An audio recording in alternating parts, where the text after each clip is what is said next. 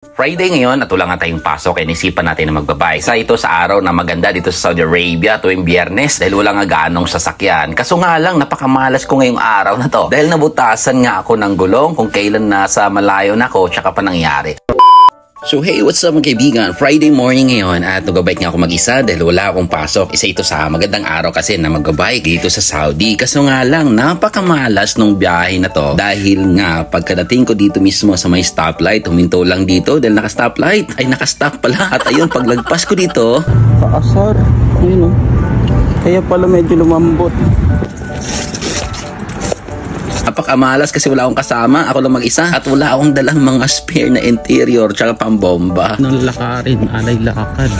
Ang saklap nito mga kaibigan dahil sobrang layo ko na sa mismong bahay ko. At tinry ko na rin mag-book ng Uber dahil hindi nga magkasya sa taxi, kaso nga lang hindi rin siya magkasya sa XL. Sayang lang yung pinangbubok ko mga kaibigan. Oh, layo na nalakad na natin. Mabuti tayo dito sa may village mo. Grabe, kapagod. Flat na yung gulong ng bike ko. Taga-Hera ako at lumagpas na ako dito sa may village mall. Isa ito sa bagong mall nga dito sa Jeddah ngayon. Kaya yun, alay lakad ako dyan, ganyan. Bit-bit ko pa yung bike ko. Inaangat ko pa siya kasi nga hindi pwedeng ilapat yung gulong niya sa floor.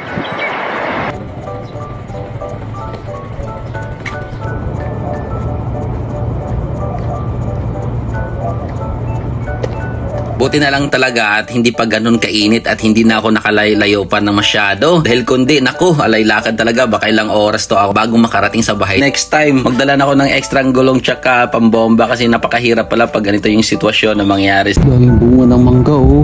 Grabe, kalit ng puno pero sobrang daming bunga. Wala bang malalaglag dyan? Wala man lang nalaglag. Ang linis pa naman. Doon ako yung saging dito na yung bunga.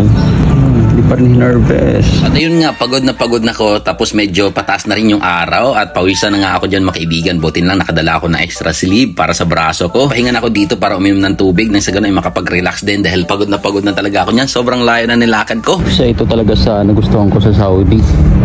Ang haling tapat mga kaibigan. At kita nyo naman yan. Napaka-peaceful ng paligid. Napakatahimik, di ba?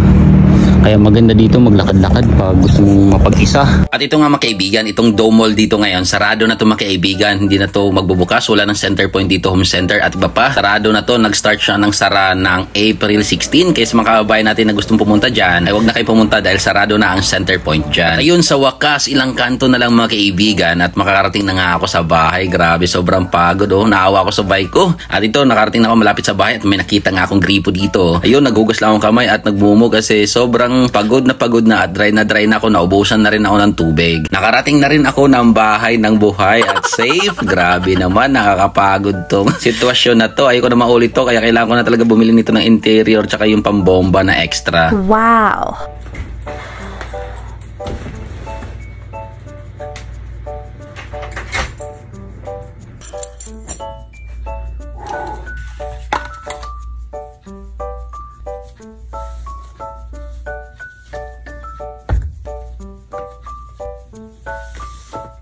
So hanggang dito ng ating vlog mga kaibigan. Maraming salamat sa panood at God bless sa ating lahat. Paalam!